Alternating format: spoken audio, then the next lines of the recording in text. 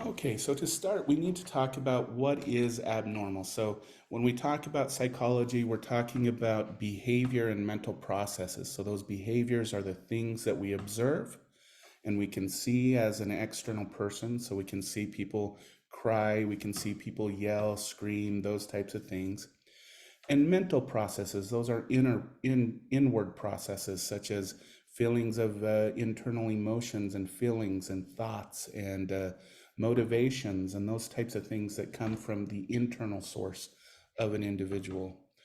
And what we want to know is what is considered quote unquote normal behavior versus what is quote unquote abnormal behavior. And when we look at these three different approaches, we look at egocentric approach, social norms, and culture, we see that abnormal behaviors are often viewed from a social cultural lens. And so when we talk about how do we define normal behavior from an egocentric perspective, this is when we as individuals judge other people's behaviors on what we would or would not do. So when we see somebody violate one of our values, our belief systems, our ideas, we then think of that individual, or most of the time we think of that individual as abnormal.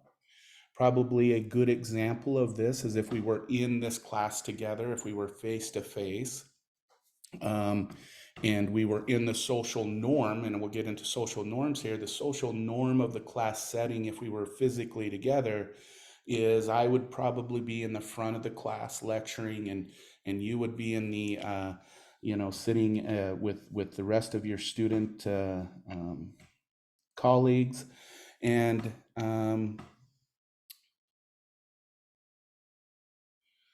that is what it would look like. And so, but if all of a sudden I just decided to get up and jump on a table or something and start dancing, that would be violating a social norm. And you would say, we would, as a group, and probably from an egocentric perspective, kind of define that as abnormal, and everybody would be wondering, well, what's wrong with Dr. Peterson? What's going on with him? This is not normal for an instructor to do. Well, most instructors that I know anyways, but that's debatable, I guess, as well. Okay. So those are some perspectives, and probably from a national level right here in the United States. As everybody knows, we have a large school shooting problem, and so that often is violating both social norms and cultural norms, and we instantly view that person as abnormal and as a deviant from everyone else. They must be mentally defective or something like that. Now, from that egocentric and social norm perspective, why do we guide our behavior that way to view things that violate our value systems and whatnot? Is that it's an ego protection device. I don't think anyone in this room would ever want to think that they could walk into a school and start shooting children, or start just acting out really strangely and abnormally. And so we want to distance ourselves from that type of behavior. So we think of those individuals as kind of a different kind of person, someone who is not like me. And then we use cultural norms and everything to make some type of value judgment based on that person. Okay. We also view abnormality from a cultural perspective. So, for example, if we look at Western culture, early Western culture, we're talking BC, clear up AD up into the 1400s, 1500s.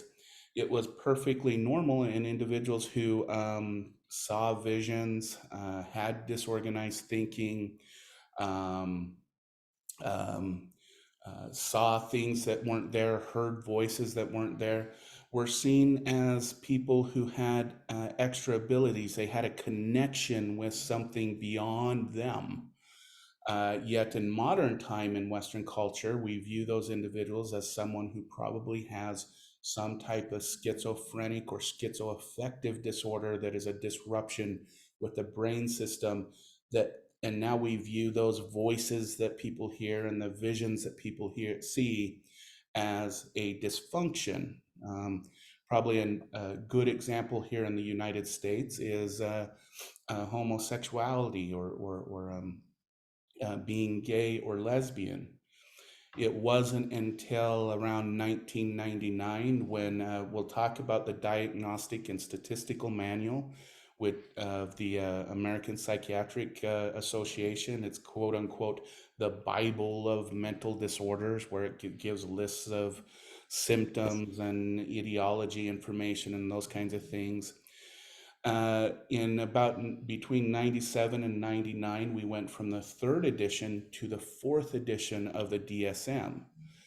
And it's in that edition where homosexuality was taken out of the DSM for being a disorder. It indeed, before about 1999, if you went to your doctor or something like that and said, I'm a gay male or I'm a lesbian woman, they would probably put one of your diagnoses as being that, as far as being a disorder of the individual.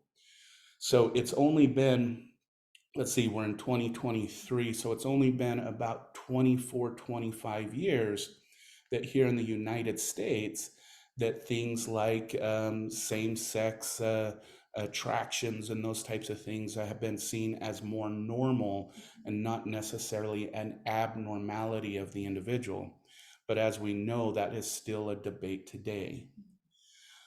When we look at cross-cultural views, we still find countries who see people who see things and hear things that no one else hears and sees, and has kind of this disorganized thought process as still as prestigious in their community, and people go and still see, and I shouldn't say still, that's culturally inappropriate.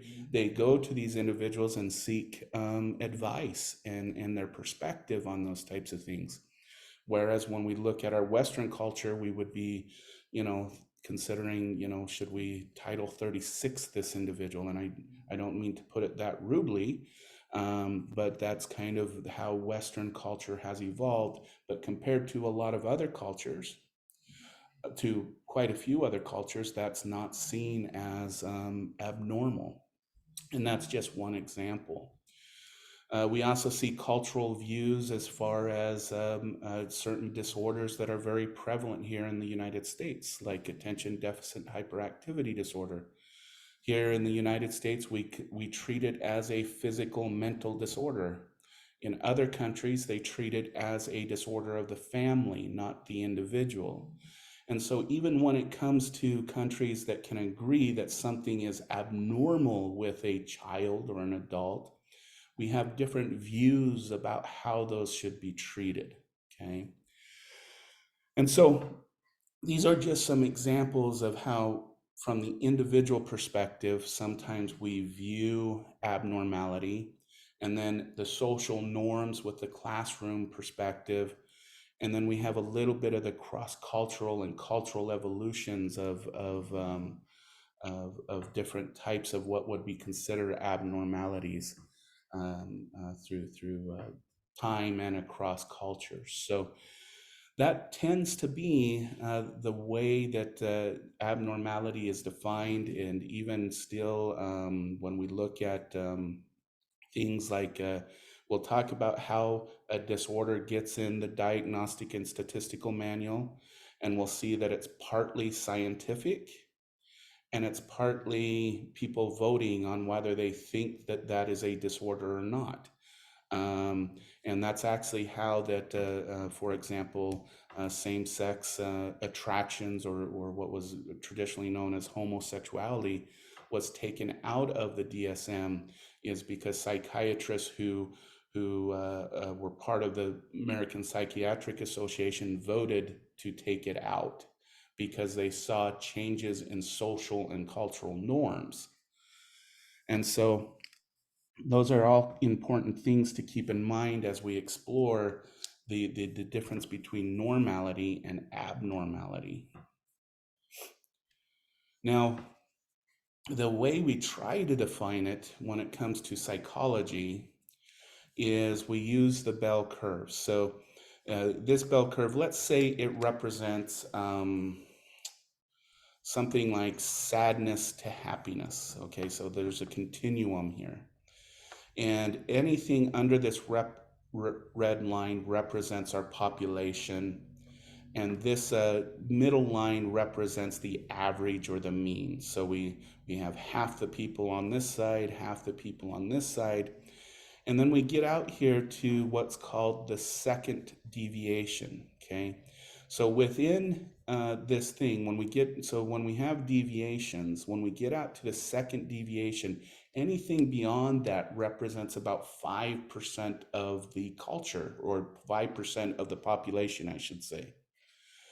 And so what clinical psychologists, people who work with people who have disordered behavior or the like, will study people on this other side of the distribution, where we also have psychologists known as positive psychologists who want to study these individuals who are on the extreme level of happiness and, if you want to say, success and all those kinds of things. And so, but both of these are kind of defined within this distribution as what would not be within the normal of this behavior. Now, this bell curve does have a lot of problems with it, as a lot of times it doesn't represent a whole entire country or community or diversity. Sometimes it is based very ethnocentric in a lot of ways on the way that the behavior is measured. And so it has some issues as well.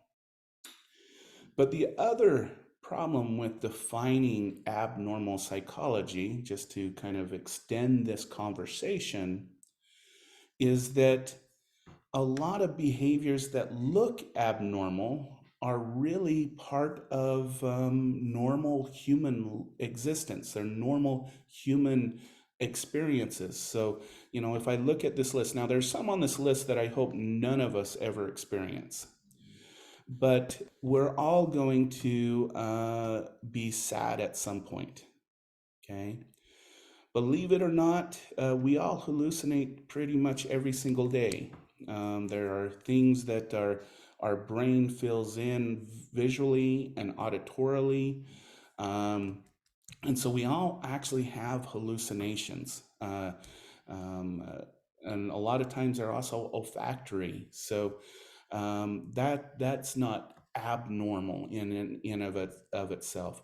We will all have periods of irregular sleep, insomnia, or oversleeping, and those kinds of things. We'll all experience a bad mood. Okay. Now, this one I hope we don't all experience, but it's a very common human experience, and that's violence. The same with up here with aggression. While I hope that no one experiences those things, it is a very common human experience. So should it be defined as abnormality? And we'll get into that. We'll all have periods of depressed moods, especially during periods of loss, different periods of our development. I think we all have periods of self-indulgence where we overconsume something. Most individuals, this can be put down to a percentage. Greater than 50% of individuals will have thoughts of self-harm and do some form of self-harm, whether it be anywhere from emotional eating, for example, clear up to cutting behaviors. So even in these areas of self deprivation, greater than 50% of our population will experience these. I hope we all experience moments of elation. And we all we're all creatures of habit, so there will be repetitive behaviors.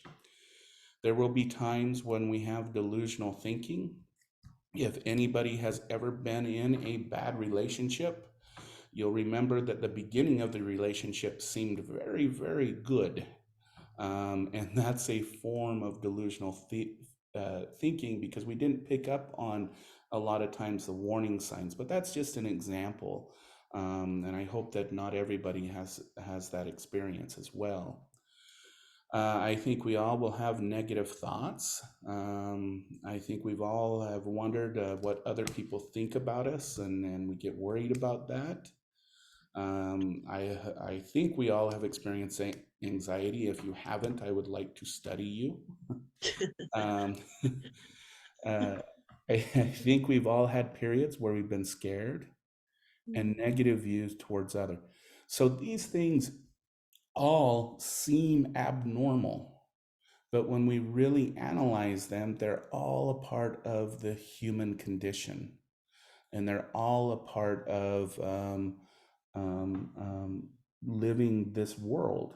So when we think about these behaviors, we always need to think about how they flow and ebb, and whether they're a consistent part of our life or whether they're a non-consistent. Okay, so what then can we do? And this is just a kind of a warning. I just want everybody to know uh, this class is an academic pursuit, and I hope you do take the information and it helps you and utilizes it. But please don't use any of our conversation to use it to encourage someone to stop any type of medical treatment that they might be receiving, or any type of counseling or therapy that they're receiving. Always, if you want to use this information to guide any type of treatment or anything, please do consult with the professional that is being sought. I just want to put that caution out there as we move forward. Okay, so how do we define mental disorders? Okay, this right here is directly taken out of the DSM-5. Okay, so I'll post this in our Canvas classroom so you can really take a closer look at it. But it really comes down to this kind of bulleted list of things that really define what an abnormal behavior that then would result in some type of mental disorder or the like would be. Okay, and I think the first good example would be to talk about a cluster of abnormal behaviors. So, for example, how do we determine what is a mental disorder versus what is not? Okay, and a lot of times we use things like cluster analyses and those types of things, where we take and we look at a given population, and all of these circles represent some sort of behavior that was listed in the previous slide. And we see that right here, this sliver right here, all of these abnormal behaviors are happening consistently at the same time. So maybe sleep, depressed mood, um, sadness, and for some reason we find this cluster of individuals who who are experiencing these together. Okay, now that is a first as defining as an abnormality, when you have a cluster of those abnormal behaviors that we just looked at, and they're occurring together. Okay, but then we take a closer look at it. And the first thing we want to know is it deviant for this person to be experiencing this? So, for example, in the cluster we have here, do all of these individuals experience things like the inability to uh, do life's tasks, such as getting up in the morning, going to work, maintaining social relationships, those types of things? And if it seems that these clusters of behaviors seem to interrupt the normal ability to be part of the social world, then we mark number one here as deviant. The second thing we want to know is it distressful? Is it causing the individual distress, or in a lot of cases, two, the distress with the people who are close to that individual?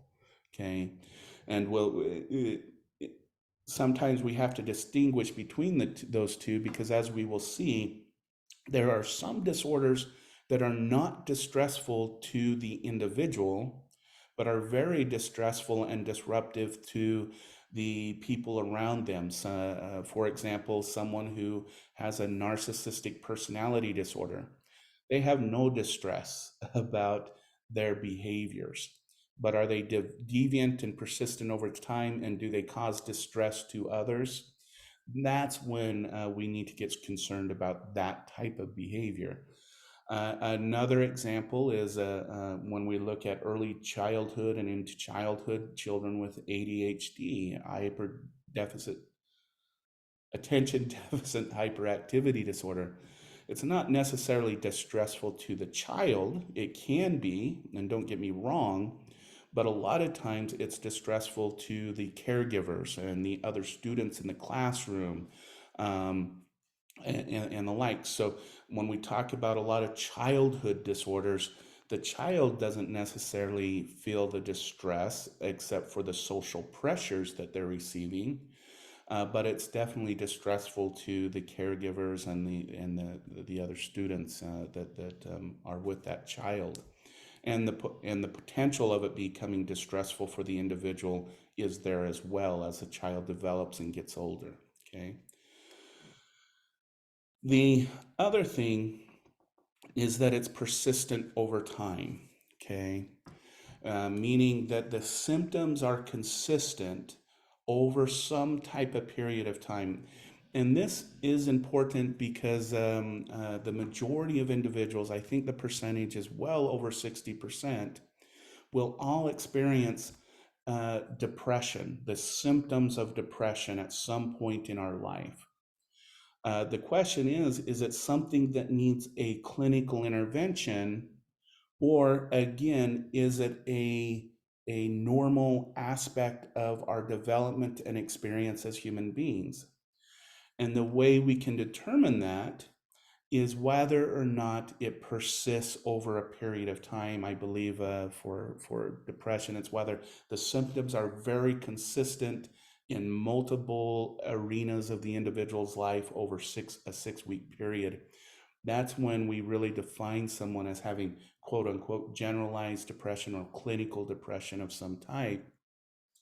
However, when we find individuals who have depression, the symptoms are not consistent and it's not presented in a multiple context, then what we want to do is not let necessarily say, oh, there's nothing wrong with you, it'll be fine. No, we want to do some different other modality. We want to get down to what is it that's causing these symptoms in these certain areas, and help the individual through more of a counseling process or a social work process to help them get over those. But when we look at it from a clinical perspective, what we're looking for is those symptoms to persist over time and across different arenas of life, such as work, home, church, social situations, and see if those symptoms are there and they last consistently over time. Probably most important is, are they maladaptive, which kind of combines all three of these. But when we talk about maladaptive, we're talking about it is having a continued negative effect on the individual, meaning that their life started really well, and progressively their life gets worse and worse and worse until maybe they end up homeless, or they end up losing their job, or they end up losing family members, or spouses or children or the like. A good example of this is when we do get to schizophrenia, which schizophrenia is a disorder that is marked by delusions, sometimes delusions of grandeurs or delusions of self-harm, disorganized thinking, meaning that if the story can be told from A to B, they start with A, go to Z, back to G, to the F, maybe end up at C eventually, but their thought processes are very disorganized. And probably the most common associated symptom of schizophrenia is hallucinations. The most common is olfactory or smelling, and then sight, auditory, and kinesthetic type of hallucinations. All right. When we talk about the maladaptiveness of it, the most common type of schizophrenia occurs when a person is in their late to early 20s, usually when they just leave home. They go to a college or leave home, and that's when the symptoms start. And they progressively start with mild kind of delusional thinking, and then over time they get worse and worse and worse without intervention. Late onset schizophrenia, which we're talking about, is the type that ends up getting the person placed into, for example, a hospital or into a home that can manage then from there on out their symptomology. Okay. Now that's the severe case. It's just an example of severity. When we see mood disorders and whatnot, we can see the same type of processes as we move forward. Okay. Does anybody have any questions about this definition or kind of how we're working with this definition of disordered behavior? Any questions?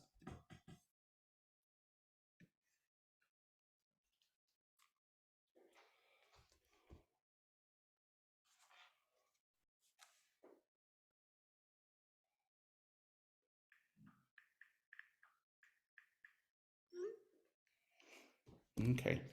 Hearing none, let's move on. Okay, so what I would like to talk about for a little while is kind of the history of how people have dealt with abnormality as a disorder or as a problem, as you would say, to society. Remember, many of these views go back to the original view of from the egocentric social norms to cultural views. But for the majority of history, especially in Western history, um, uh, clear up to probably the 1700s, 1800s, even going well into the 19th and 20th century, abnormality was seen to be caused as some type of moral violation of the individual, or what we call the moral theory of abnormality.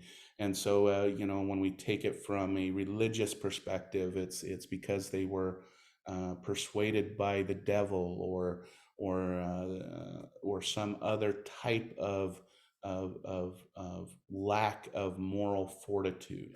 Okay, and so this resulted into many different types of treatment for mental disorders or for people who seem to have these abnormalities. The earliest treatment that we can find for mental disorders is something called trephining. Okay. Now, trephining is when you take and you drill a small hole in the top of somebody's skull. And what the original belief behind trephining is that it released the evil spirit from the individual. So it let the individual spirit out. And, again, it was effective in that One, you imagine drilling a hole in someone's head. If they did have some type of traumatic brain injury or something like that that was really happening with their brain, such as and other brain swelling disorders, it would allow the brain to swell out and actually save the individual's life. In fact, trephining has been used to clear up through World War II and even into Vietnam. When a soldier got a TBI, they would usually trephine the top of the head to allow the brain to swell out. In modern times, they use more cooling methods than using trephining, but that was used clear up to World War II. And I think we have an example. And when it comes to trephining, I should say, this was not only done in Western cultures. We see signs of this in the Americas, especially in South America and up through the up through Mexico. We see this with the Aztec and Mayan societies. They often use trephining as a means to release some type of evil spirit, and it was oftenly used. Okay. And this is in a Western sense, this is the kind of tool they used to use. And I do want to state that trephining was used in the early development of mental hospitals. And this is an example of, I think we have a little video here. So this is an example of an early method of trephining clear up into the 20th centuries. And so let's take a quick look.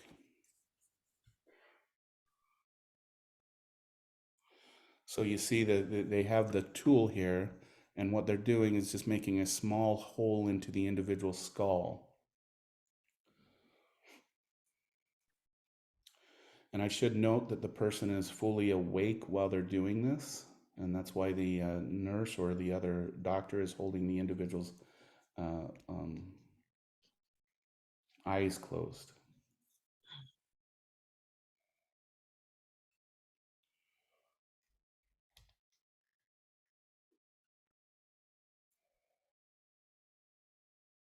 Okay. And then they insert this little shaft in modern trephining, and then they let liquid drip out, assuming that that will start to heal the individual. Again, this isn't used as a moral treatment into the 20th century. It was just believed that brain swelling could be the cause of many disorders. It was used very commonly in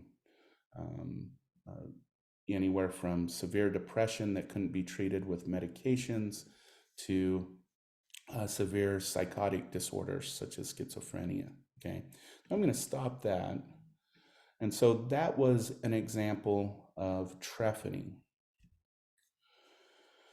Another very common method of dealing with abnormal behavior is banishment or social isolation. As it would say, this was more of an attempt to get the person to behave normally instead of abnormally. If we look, banishment has been used almost since the beginning of written history that we can see, at least within Western cultures, and we've seen it here in the Americas as well. But when we think about the stories of don't go into the forest, right? We've all heard the stories of Robin Hood, all those where there's the dark forest and you shouldn't because there's evil spirits there. Well, where does that kind of mythology come from? It comes from the practice of banishment. Because again, these individuals were seen as having a moral deficit. So they were either possessed by an evil spirit or whatnot. So when they were banished from the community, it's assumed that they went into those forests, and that's where they developed even more as evil or deficited individuals. And this served a dual purpose, right? One, you didn't want to go to the forest, so it kept people within the community. It made sure no one went too far outside of the community. But two, it kind of put the fear of, geez, if I act a certain way, I might end up being banished. And we see that quite a bit. And Michelle, can you oh, I can't think all of a sudden. Can you elaborate on your comment that, because I think it's very interesting, because you are right, there are places that still use banishment. Can you talk a little bit about the experience that um, uh, Northern Mountain has? Yeah. So I'm from San Carlos, but I actually live on the Red Lake Nation up in northern Minnesota with the Ojibwe and Anishinaabe people. Um, so the reservation up here, they banish tribal members, and depending on the type of crime committed, sometimes if it has to do with um, drugs or with a severe crime, like recently this past year we had an officer that was murdered by a tribal member, so he's banished from the tribe. And sometimes it will be up to 10 years depending on the crime committed, but they can talk with the council about getting back membership, but it also has to be approved. But a lot of them, there's like it'll be put post in the newspaper too, who's on the banished list. And if anybody is on the reservation who was removed, they can be arrested again and then taken to the reservation line and dropped off. But they lose all their per cap, they lose all rights. They can't be on the reservation or get anything that the tribal members here receive. So they still practice that here. And what a great example, because as Michelle expressed, it still does occur today. And we can even talk about city states that still do it, and whatnot, and other nations that do it. And we will as we move along. But I want to just bring this about. We kind of do this informally as well, right? So when someone is arrested, we see it on the news. When someone, we read crime logs, we see those individuals, and that's another form of, because what that causes people to do is start to banish those individuals, and and again, this one is up for debate whether it's healthy or not. We can even think about things like sex offender registry lists, right? Keeping them a certain distance away from a school, which probably is a protective thing, but it's also a banishment type of thing. And we'll get into the debates about, and Michelle, I hope you'll talk more about this as we get into what should we do about individuals who seem to violate social rules to the point that it becomes an issue of safety of the community, versus should we treat the individual, should we provide some type of assistance instead of using these methods of banishment or social isolation. So thank you, Michelle, for bringing that up. We will spend a bit of time in this class talking about the witch hunts, because I think that they're an important turning point in the evolution of understanding of mental illnesses. While many thousands of individuals uh, uh, were convicted and then killed because of this issue, we're going to look at it also from a transition point between seeing this as the witch hunts were very much a religious issue. It was a church issue. It was those types of things that really promoted it. But what we'll see is a transition from it being a religious, mental illness being a religious issue, a moral issue, to being something that needs to be studied scientifically. I know that's something odd to think about with the witch hunts, but we will take a look at that. And even when we look at non-Western societies and we look at more indigenous communities across the world, we do see this issue of the bad spirit or individuals being influenced by entities that want to create chaos or issues in their world. And so I bring this up because we think about we look at Western society and Western religion as really forcing this issue of people are bad because of the influence of bad things, but we do see this in a lot of other communities of non-Westernized communities around the world. So, okay. So that's trephining. Come on. Okay. So for now, what I want to do is I want to end our conversation for today with this. Like I said, I want to keep our class to about 50 minutes to an hour because I know many of you are doing your lunch. But where we're going to head on Tuesday is a more natural theory because not everything was seen as a moral deficit of the individuals. We saw trephining start to have benefits and not necessarily dealing with anything spiritual and whatnot.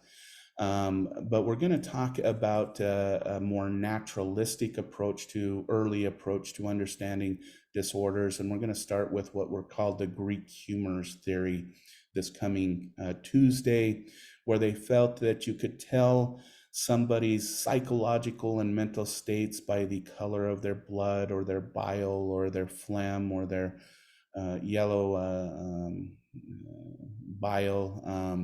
And we'll talk about this on Tuesday, which led to another type of treatment, which was called bloodletting, where if individuals, if they had any of these different humors, then they were bloodletted. They were let blood out, which worked for a lot of people, especially individuals who were having psychosis, because basically you drain the blood out of them until they were basically lethargic and almost on their deathbed. But hey, it got rid of their symptoms. I should note that the word humor, when you say someone is being humored or they're humorous, this goes back to this theory. And so what you're actually saying when you're saying someone is humorous, you're telling them that they have a strange bile or strange urine, or they have their phlegm is weird, or their blood is weird. So just think of that next time you see someone who is humorous or not humorous. I would say that people who are humorous probably have the healthy bile, where we see people who are not humorous having the badder side of it. So with that,